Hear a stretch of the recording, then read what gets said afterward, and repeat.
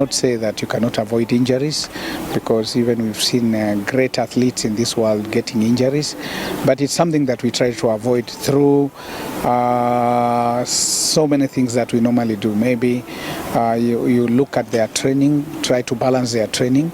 Also, we also have the physiotherapists to take care of them. And we also encompass rest. Rest is very important. The last time I was in the Olympic trials was in Kasarani, and I have very good memories of that.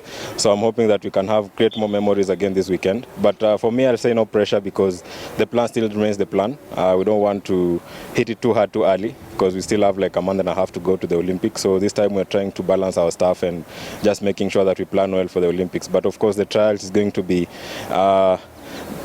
block setter for us, because we're excited, and just want to urge people to come out and enjoy the showcasing of athletics that will be here in our stadium.